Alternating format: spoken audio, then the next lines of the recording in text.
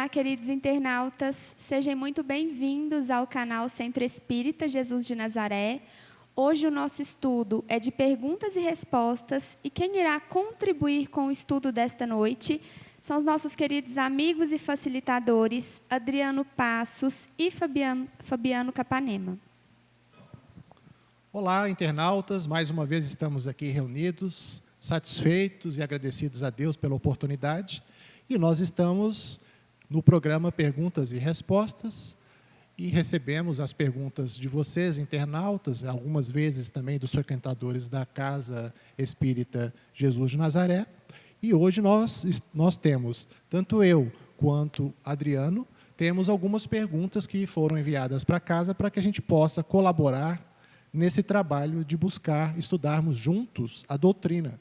Então, quando chegam essas perguntas, nós vamos sempre nos basear na doutrina, nos seus pilares e nos seus fundamentos, para que a gente possa fazer essa reflexão em conjunto. No Evangelho de Cristo. E o Evangelho, parabéns. A gente não pode esquecer nunca que é a nossa... Se tem uma base, se tem uma casa que é construída na rocha, é essa. É o Evangelho, né? Então, a gente está sempre buscando praticar os ensinos do Cristo. E esse esforço é que é meritório. Então, vamos para a primeira pergunta da noite. O internauta enviou: já me falaram que os espíritos não dormem, não se cansam. Então, como eles podem tirar nossas energias? Para que tiram nossas energias, sendo que não esgotam as próprias energias? Essa pergunta é interessante. E nós podemos fazer uma reflexão da seguinte forma. Primeiro, a pessoa que fez a pergunta, ela fez uma pequena afirmativa no início do enunciado dela. Já me falaram que os espíritos não dormem, não se cansam. E isso é um fato. Quando nós estamos em vigília, todos os internautas que estão nos ouvindo estão encarnados. Mas, neste momento, aqui, neste recinto, nós temos pessoas que estão nos ouvindo, tanto encarnados quanto desencarnados. Agora, quando estamos em vigília, temos uma atividade cerebral, temos um consumo de energia para manter toda a vitalidade deste corpo físico, por óbvio, quando há um consumo de energia, há uma necessidade de reposição. Então, o metabolismo do corpo físico, através do consumo de alimentos, de líquidos, de água e do refazimento da própria atividade cerebral quando do momento do sono. Então, são necessidades de todos nós de buscarmos atender estes instintos de sobrevivência do ser enquanto se encontra encarnado. Agora, em se tratando de espíritos, todos somos espíritos e todas as noites, quando diminui a atividade cerebral e a gente entra no processo de sonolência e de emancipação parcial do corpo, nós, então, somos esses espíritos que também estão interagindo, agora, no plano espiritual, porque nos desvencilhamos momentaneamente do corpo, da matéria mais densa. Então, vamos ter com aqueles com os quais simpatizamos e vamos nos encontrar em determinados locais que nos atraem. Então, é uma similitude de gostos, pensamentos, de ideias e de desejos mais íntimos, poderíamos dizer assim. Agora, então, os espíritos que estão desencarnados não possuem mais, de fato, aquele instrumento de manifestação que utilizaram na existência anterior na carne. Então, não há essa necessidade de reposição, mas é importante que a gente faça um pequeno parênteses, que apesar de não terem mais o corpo físico, a questão do espírito imortal está muito atrelada à sua mente. Então, o que é o espírito? O que somos todos nós, espíritos? Possuímos a mente, o corpo mental, o perispírito. E aqueles de nós que estamos encarnados, o corpo físico, é claro. Então, no caso daqueles que já estão desencarnados, mente, corpo mental, perispírito. Então, dependendo do estágio evolutivo, dependendo da emissão de pensamentos, se nós estamos alinhados com a lei, com as leis universais, com a lei de Deus, principalmente da lei de amor, que tudo equilibra no universo, a nossa mente, então, ela produz energia, ela se equilibra e se eleva. Então, é uma alta frequência, essa energia com alta penetrabilidade e várias outras características de uma mente que está sempre orando e vibrando, coadunando com as coisas de Deus. Então, estes espíritos, obviamente, não se cansam, eles trabalham o tempo todo. E a felicidade para um espírito que está nessa condição de maior elevação é trabalhar.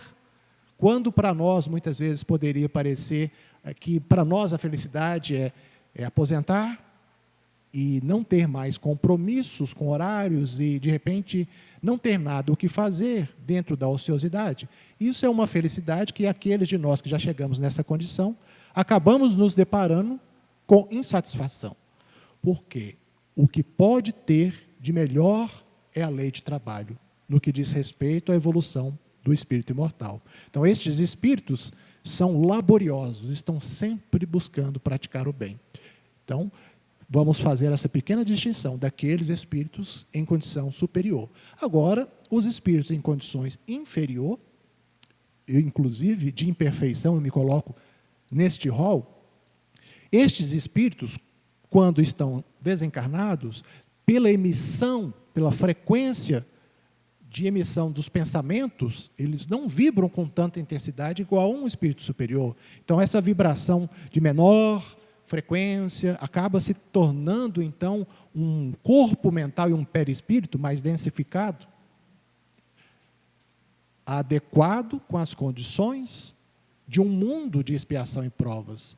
Então, nessa condição espiritual, é por óbvio que o espírito ele pode manifestar algumas condições, não mais de densidade da matéria mais densa, mas condições de imaterialidade numa condição de maior densificação. Então, as sensações, as necessidades, muitas vezes, essas necessidades de manutenção do corpo perispiritual podem trazer um certo sentimento de cansaço, que está mais a nível da mente, mais a nível das questões de moralidade.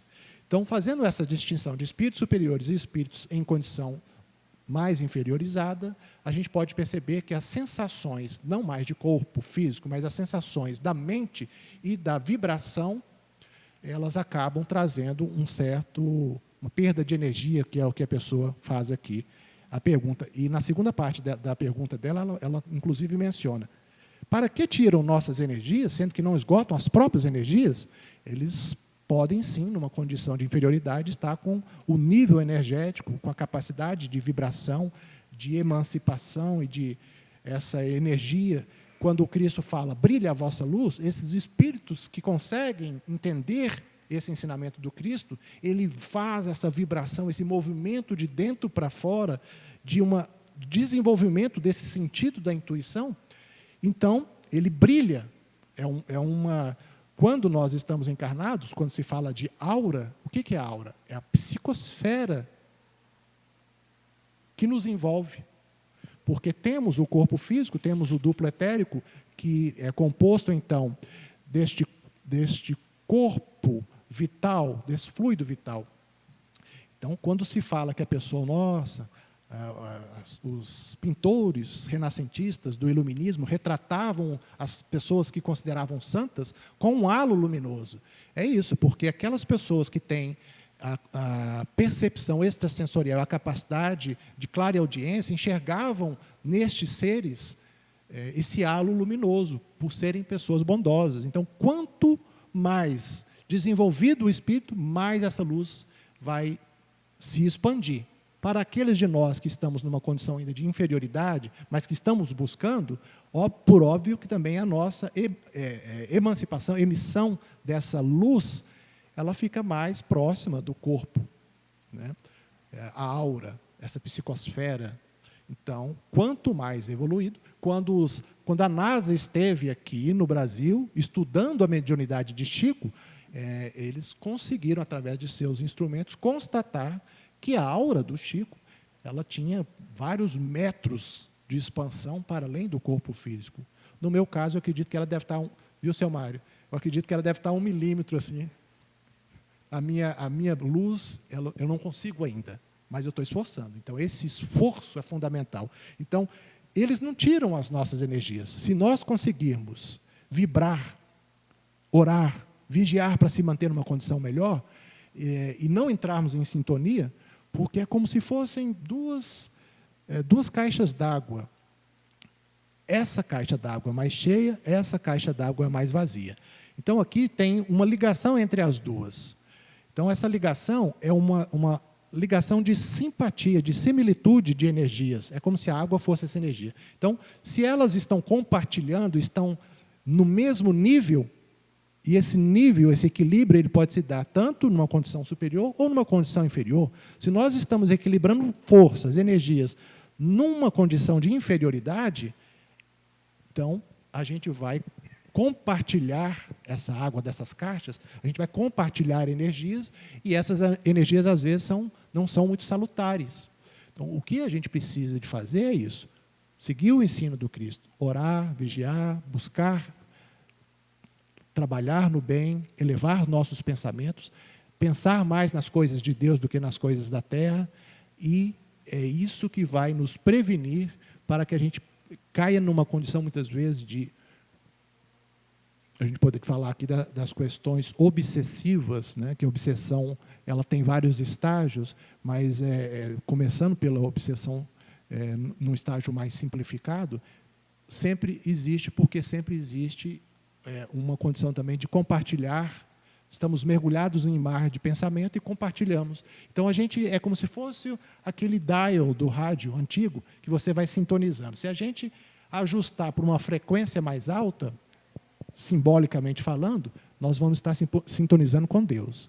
Se a gente diminuir para uma frequência mais baixa, a gente pode estar sintonizando com irmãozinhos nossos que não estão em condição muito boa. Aí sim pode haver, nessa troca, sim, uma permuta de energias não tão salutares. Mas vai depender de cada um de nós. Nós não podemos imputar a culpa em outrem. Nós temos que refletir que primeiro depende de mim. Eu sou o protagonista. Eu não posso colocar a responsabilidade nos espíritos. Depende de mim, estar elevando os meus pensamentos e buscando mais as coisas de Deus. Ok? Boa noite, internautas. Com imensa gratidão, estamos aqui mais uma vez, eu e Fabiano, fazendo perguntas e respostas. Está aqui comigo, também veio pela internet, né? Pergunta o internauta: tenho sentido uma desarmonia em meu lar. Parece estar faltando luz. Parece que o amor fugiu da minha convivência. Tenho andado muito tumultuado, com brigas sem sentido e por coisinhas pequenas. O que posso fazer? Antes de tudo, nós temos que ter em mente que o nosso lar é a primeira célula da sociedade. Então, o que acontece no lar é o reflexo, vai se refletir em toda a sociedade, e não o contrário. Né? Então, os bons ânimos, a harmonia, ela nasce dentro dos lares, dentro das pessoas, para ir para a sociedade. Então, o nosso lar é o primeiro coração da organização social de um país, né, de um estado, do mundo, da terra, né? E então, nessa primeira célula da sociedade, nós vamos trabalhar o nosso íntimo, formando caráter, colocando pessoas mais amorosas, mais justas, compromissadas com o Evangelho de Cristo. E assim a sociedade vai melhorar. Bom, então, cuidando dessas sementes que somos nós que estamos lá dentro desse lar, incluindo aí pais, filhos, né? Podemos dar uma abrangência maior com os outros entes familiares, avós, tios, né? Então essa convivência ali vai ser o regar a semente, né? Se a gente, vamos colocar principalmente os que estão vindo agora, mas também nós aprendemos com eles, mas é esse regar essa semente,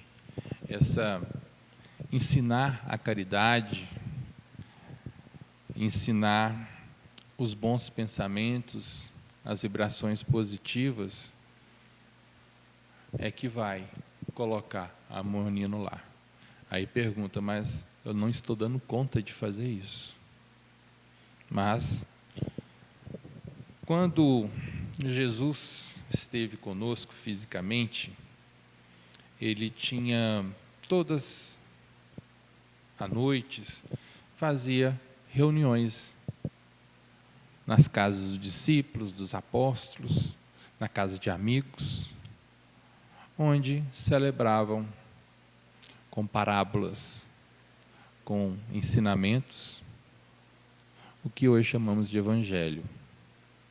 Então, naquela época, ele fundou o evangelho, o culto no lar. Eu desconheço alguma coisa que dá mais harmonia dentro de um lar do que a oração, do que a vivência do evangelho, que se transforma em amor. A oração equilibra, coloca harmonia não só no corpo, a harmonia inicia no nosso corpo, no nosso íntimo, passando pelos pensamentos e fluindo em toda a casa. Ali da casa, passa para se morar num prédio, para o vizinho de baixo, de cima, os laterais. Aí daí a pouco contamina com o amor toda uma região, um quarteirão, um bairro. Tenho experiência própria em fazer o evangelho no lar, o culto do evangelho no lar, e sentir as mudanças que provocam. Mesmo quando nós fazemos, por algum motivo, o evangelho sozinho, lembrando que nunca estamos sozinhos, Jesus nos garantiu que quando estivesse 2 ou mais reunidos, estaria junto com a gente. Então a gente nunca está sozinho, porque tem um anjo da guarda, um guardião, um benfeitor espiritual. Então já somos 2, então ele está ali junto com a gente. Então, no mínimo 3. Ou seja, eu, no caso, meu benfeitor espiritual, Jesus. Excelente. Mas não tem nem que ver. Mas, nessa situação, fazendo ali sozinho, entre aspas, já provoca, dentro de pouco tempo, os familiares a perceber a oração, eles começam a ficar observando como é feito, dentro de pouquinho tempo, chega um, chega outro e participa. E dentro dessa chamada que o coração dá na gente,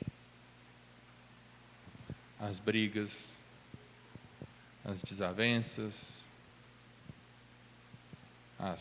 igualzinho o nosso internauta falou aqui, essa falta de luz, o amor que fugiu da convivência, vão voltar. Eu garanto que isso, melhor, eu não, quem garante isso é Jesus. Eu dou minha experiência, dou meu testemunho.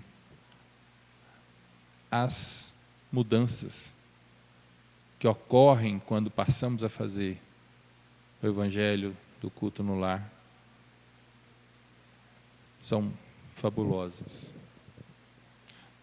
Até essa falta de luz não ocorre. O amor volta, tudo modifica. as bênçãos, essa mudança, caso demore um pouco a acontecer, nós não podemos pegar e desistir.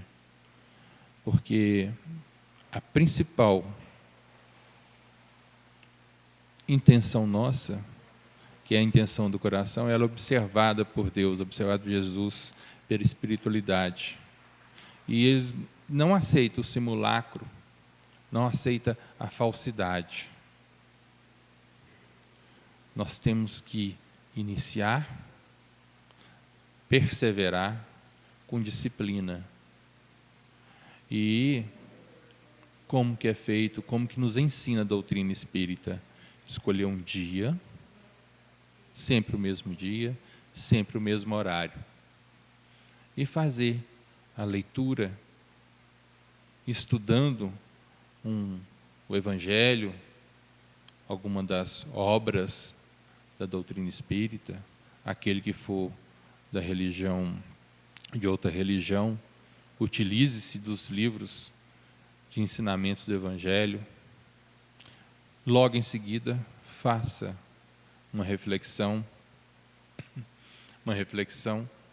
sobre o trecho lido. Talvez ali, com uma certa timidez, ocorra poucos comentários, mas force e instigue, não é só as pessoas que estão junto com você, e principalmente você, mesmo se estiver sozinho. Chama e assuma o compromisso com seu anjo da guarda, com Jesus, com a espiritualidade de luz, para poder ajudar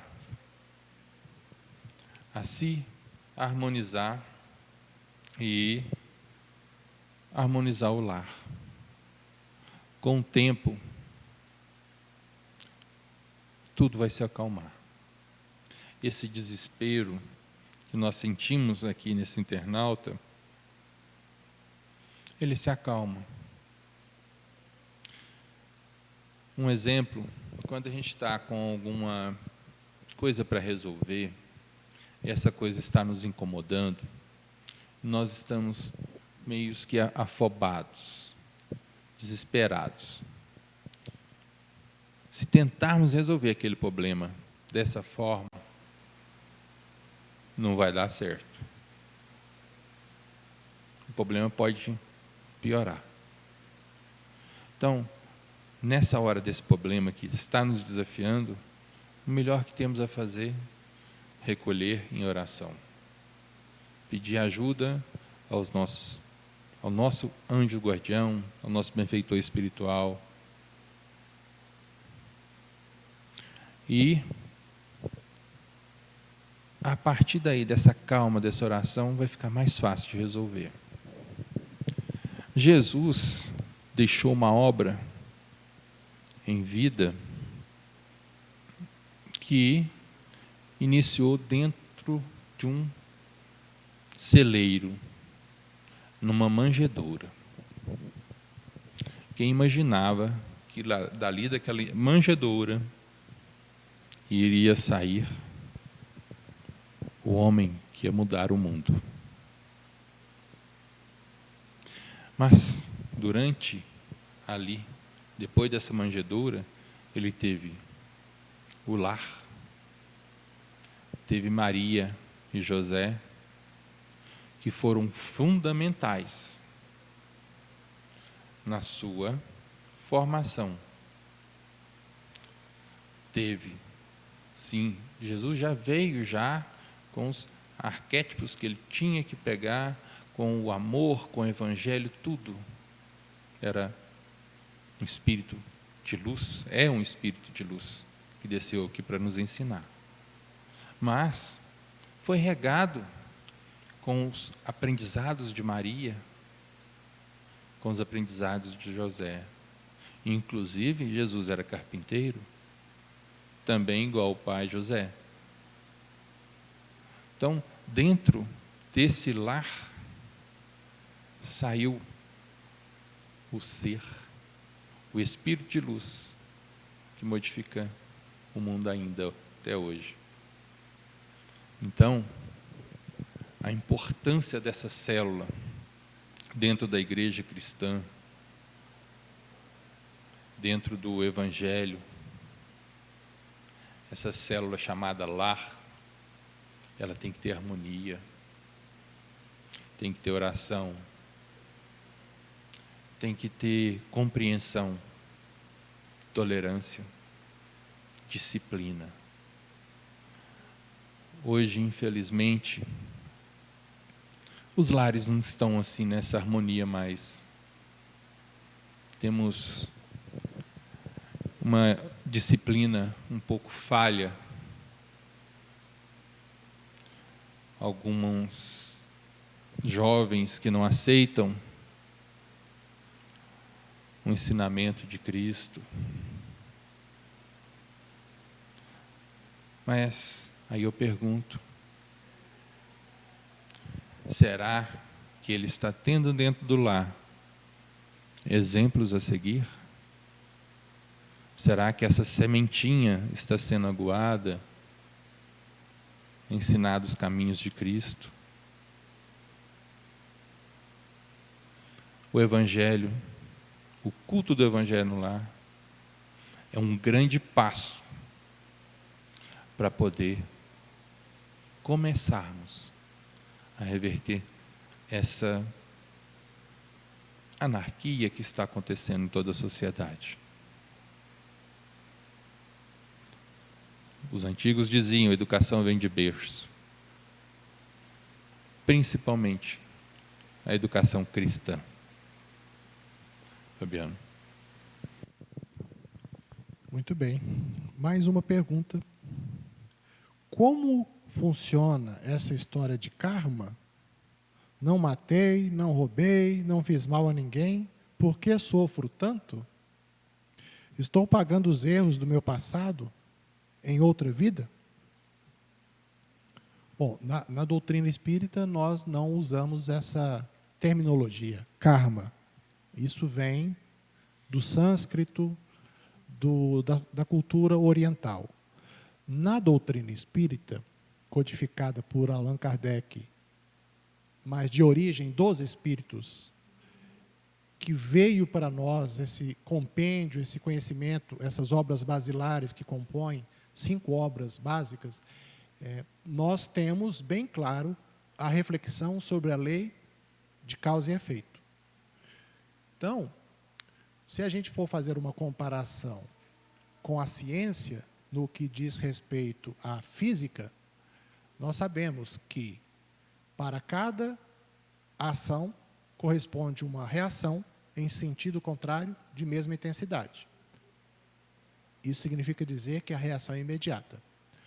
No caso da doutrina espírita, que versa sobre a lei de causa e efeito, dependendo das nossas falhas cometidas, a intensidade e a necessidade de reparação, não necessariamente, porque nós somos pessoas, somos espíritos que não ainda somos muito fortes. Então, dependendo se a falha for muito grave, o que Deus, na sua infinita misericórdia, faz com as suas leis perfeitas? Nos possibilita o processo de arrependimento, de reparação, de passar pelo processo da prova e da expiação, e de lá na frente conseguirmos, então, a nossa redenção espiritual. Então, quando se fala na doutrina de causa e efeito, para cada atitude, pensamento, qualquer coisa que a gente faça, vai corresponder, então, um efeito. E esse efeito será benéfico, bondoso, salutar, dependendo do que a gente fizer. Do contrário, pode gerar impactos e necessidades futuras de reparação. Então a pessoa fala assim, não matei, não roubei, não fiz mal a ninguém, por que eu sofro tanto? O sofrimento, ele é uma condição necessária muitas vezes. Ninguém nasce para sofrer, mas quando nascemos e ficamos na inércia, sem procurar melhorar, vem às vezes esse aguilhão. Sabe o que é o aguilhão? É aquela guia que às vezes o vaqueiro utiliza para espetar o gado, né? Assim, com uma ponta de aço, um cabo de madeira, uma ponta de aço, ele espeta. Aí o gado que está ali, tranquilão, pastando, não quer se movimentar, mas o vaqueiro sabe que aquele ali é o momento de movimentar o gado para uma outra região, então não quer sair.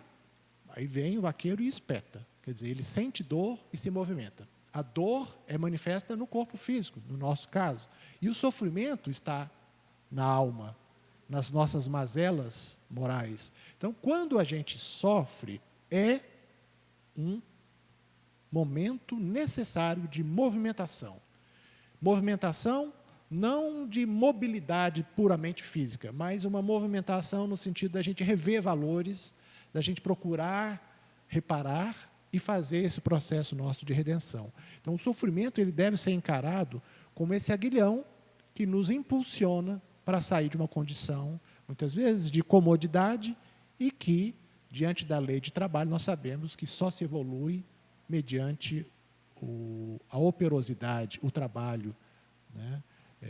Estamos sempre contribuindo na seara do Cristo. Agora, essa pessoa ainda faz, estou pagando os erros do meu passado em outra vida? Certamente, nós somos herdeiros de nós mesmos, somos protagonistas e somos aqueles que iremos também receber tudo o que fizermos, para nós mesmos e para os outros. Óbvio, então, nessa condição de herdeiros de nós mesmos, eu posso entender que na atual existência eu não matei, não roubei, não fiz mal a ninguém, mas e o nosso pretérito? E a nossa condição de imortalidade, de indivíduos que já assumiram várias personalidades em existências do passado e que reencarna agora, tendo solicitado essa oportunidade à espiritualidade amiga, ao mestre dos mestres, que nos concedeu a oportunidade da reencarnação para esse processo educativo. A escola da vida, a existência na carne, que é estarmos aqui, então, com esse objetivo principal, de fazer esse trabalho, de sermos promovidos nessa escola, nessa graduação da vida. Nós precisamos buscar sempre esse entendimento de que as leis de Deus são perfeitas. E para cada um será dado segundo as suas obras. Então, o que nós devemos fazer, se estamos sofrendo, é buscar na prática do bem, buscar naquilo que realmente agrega, as ações, seja uma ação social, seja uma ação no seu lar, mas sempre buscando sermos pessoas melhores. Teremos encontrado, a partir desse momento, uma perenidade, um sentimento mais duradouro, não completo, mas assim, mais do que antes, de satisfação, de felicidade, porque a gente vai estar se sentindo bem ao fazer bem. Então, que a gente possa, então, buscar refletir sobre o Evangelho do Cristo, que Ele nos conclama a todo momento a fazer isso, para que a gente possa lutar esse combate contra as nossas próprias imperfeições, nos tornando homens melhores, pessoas melhores. Aí vamos encontrar, pouco a pouco, um estado mais perene de felicidade. Então, é isso. Nós precisamos acordar, despertar da consciência para essa realidade do espírito que é imortal. Não é só nascer, viver, morrer e acabar. Nós pré-existimos ao túmulo e nós pré-existimos ao berço, pós-existimos ao túmulo e somos esses seres que vão, pouco a pouco, fazer esse trabalho de quebra de paradigma, de despertamento.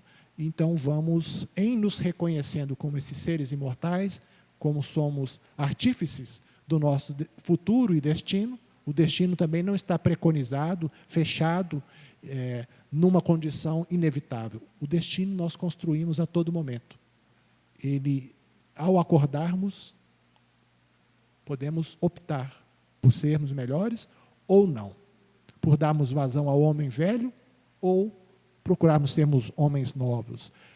A receita para a felicidade, nela vamos encontrar uma das chaves que explicam essa condição que estamos passando, que é o processo reencarnatório. Então, nós temos sim toda uma bagagem que trazemos conosco e a simbologia que o Cristo usa da porta larga e da porta estreita é justamente isso. Se passar por uma porta estreita é uma condição de fazer um movimento de passagem por uma condição melhor, a própria figura da porta estreita demonstra que nós não temos como passar por ela se nós estivermos carregando uma montanha de erros conosco. Então, nós temos que, com fé, razão e prática do bem, falar assim: montanha, movimente-se daqui para ali. Quer dizer, essa montanha de pecados, de erros, não gosto muito de usar a palavra pecados, mas são comumente utilizados, mas esses erros nossos, a gente com fé e esforço pessoal, a gente vai deixando, movimentando essa montanha para poder passar nessa porta estreita. E a porta larga, da porta da perdição, a porta dos erros, é manter o que nós somos, esse homem velho. Então a gente tem que fazer esse movimento, esse esforço. Nem sempre tirar essa bagagem desse pretérito milenar, multimilenar que trazemos conosco é fácil. Mas aí que está a beleza das condições que o Cristo e de Deus que criam para nós, para a gente se esforçar individualmente, cada um, e se ajudar mutuamente. Seremos mais fortes, seremos pessoas melhores e construiremos uma humanidade cada vez melhor se fizermos esse trabalho de despertamento e de colaboração para que a gente possa adentrar com mais celeridade nessa condição de mundo de regeneração, em que vai predominar o bem. Então, essas condições que a pessoa fala de sofrimento e tudo mais, de roubo, ela até mencionou, eu não matei ninguém. Então, é ainda uma condição de um mundo de expiação e provas em que predomina o mal. O bem, ele existe em maior quantidade, mas o bem é tímido. Então, a gente precisa fazer esse movimento de não ser astuto como o mal, mas de sermos exemplificadores dessa mudança que queremos para a humanidade. Então, a partir do momento que praticarmos com forma intensa e destemida o bem, promoveremos um movimento de arrastamento, de influenciação para que aqueles que estejam numa condição ainda de inferioridade possam fazer uma reflexão. Puxa vida, olha lá aquele pessoal, tanto que eles estão felizes, tão serenos, numa condição que eu gostaria de ter.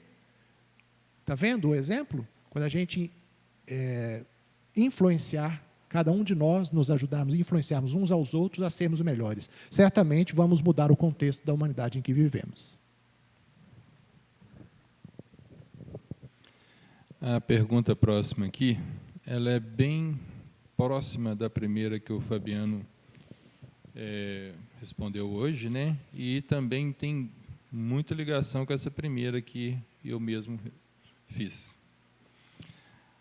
O internauta pergunta o seguinte: tenho sentido muito cansaço. Esse cansaço pode ter origem espiritual? Pode ser decorrente de sintonia com irmãos desencarnados? Essa parte dos irmãos desencarnados eu nem vou me aprofundar, porque o Fabiano já deu uma explicação excelente na primeira questão. Então, vou ficar no cansaço, né? Mas também, quem sabe, a gente aborda outra parte um pouquinho. Mas, vamos lá. Primeiramente, as vibrações que recebemos, ela é similar à que nós temos dentro da gente. Ou seja, se vibramos negativamente, vamos receber vibrações negativas. Se vibramos positivo, vamos receber ligações positivas. É a caixa d'água que o Fabiano falou mais cedo, né? Então, antes de procurar também uma relação totalmente espiritual com esse cansaço, né, nós temos que esgotar também a parte que cabe ao nosso físico, se a gente não está enfrentando alguma moléstia, alguma doença que está nos deixando cansado. Temos vários exemplos disso, diabéticos que não sabem que são diabéticos, né? E anemia e várias outras. Então, tem que sim procurar a parte física. E juntamente, ou logo após em seguida, né, nada impede que seja tudo junto, olhar a parte física e a espiritual. A espiritual a gente acho que nem deve esquecer de olhar. É o tempo inteiro, temos que ser vigilantes, o tempo inteiro temos que ter vibrações positivas para poder receber vibrações positivas. Então, esse cansaço, que agora vamos descartar a parte física, colocar na parte espiritual, ele pode ser decorrente, então, das vibrações negativas que emitimos. Então, tem aquele irmãozinho desencarnado, que gosta de fazer uma farrinha, que vai junto com a gente para a farra, né? E ali a gente consome energia além da conta, e ele continua consumindo, e a gente fica com esse cansaço. Então, para isso, as casas espíritas têm os tratamentos espirituais, né? Que é uma harmonização que é colocada no nosso interior através de orações. Então, é o aprender a orar, o aprender a pedir e a gratidão, principalmente, né? A aceitação de situações difíceis, elas nos dão tranquilidade. E o contrário, a não aceitação, o não pertencimento, achar que aquilo ali não pertence a gente, esse não pertencimento que a gente acha, eles nos esgotam as forças, esgota nossas forças vitais. Então, esse sentimento de pertencimento, assim, isso aqui é para mim? Sim, mas por que está acontecendo isso? Eu dei causa a isso? Se eu dei causa, eu tenho que consertar.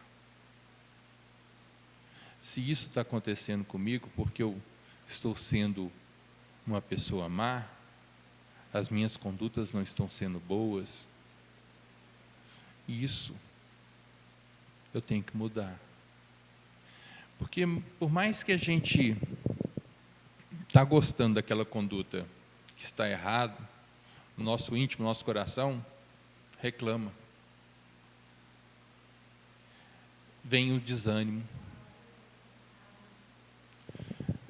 vem essa desarmonia com todo o meio que a gente está vivendo ali. Isso gera cansaço, que é o cansaço espiritual. Para poder resolvê-lo, é mudança, é a reforma íntima, é essa oração iniciar a cada momento, é o evangelho no lar, que não falha, ele levanta, dá ânimo, dá essa sensação de pertencimento, agradecimento e vitória. Você vai, sim, isso aqui é meu, é causa minha, me pertence. Agradeço por estar vencendo isso, por estar sentindo e com isso estar aprendendo. Estou aprendendo, estou me fortificando. E com isso, com essa gratidão, a gente sai desse cansaço. É a fortaleza espiritual. Quantas pessoas que estão doentes, né? Estamos convivendo agora muito com isso, que após uma oração que recebe, após um passe que recebe, uma água fluidificada, uma bênção do Padre, o tanto que elas se fortalecem. A fé é a fortaleza do ser humano. Através dela, nós tiramos as dúvidas. As dúvidas não deixam de aparecer, mas nós conseguimos amenizá-las. A fé é uma muleta boa de amor que nos sustenta. E com a fé, a oração, com o Evangelho no lar, nós modificamos esse cansaço espiritual. É só mudança de vibração. O cansaço espiritual chega até a gente porque a gente deixa.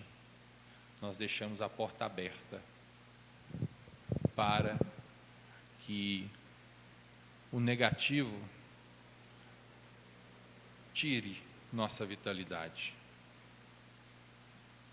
Nós devemos deixar a porta aberta para a fé, para a esperança, pensamentos positivos, tudo baseado no Evangelho de Cristo, nas orações. Aquela porta com a montanha que o Fabiano falou na questão anterior, a única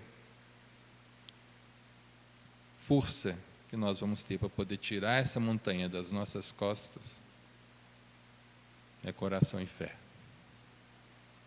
Através dessa oração, da confiança que Deus nos colocou no mundo, não foi para poder passar trabalho, não foi para poder matar, não foi para poder roubar, não. Nós somos colocados aqui, nessa mais recente nossa experiência encarnatória, reencarnatória, para poder melhorar através da fé, para poder fazer boas escolhas, bons pensamentos. O que nos tira desse caminho são as nossas escolhas erradas. E Jesus, Deus, nos colocou o livre-arbítrio. Se nós estamos optando pelo lado que nos esgota fisicamente, é porque nosso livre-arbítrio foi mal utilizado. Então, mais uma vez eu falo a respeito do Evangelho no lar. Quero dar uma sugestão, até eu queria ter dado essa sugestão antes, de um livro excelente para poder fazer o Evangelho no lar, que é Jesus no Lar, pelo espírito Neio Lúcio, psicografia de Francisco Cândido Xavier. São a história dos evangelhos que Jesus fazia junto com os discípulos nas casas de amigos, de familiares, de pessoas que estavam precisando. É um livro lindo. Cada leitura ali, um evangelho e reflexão nas parábolas que estão lá.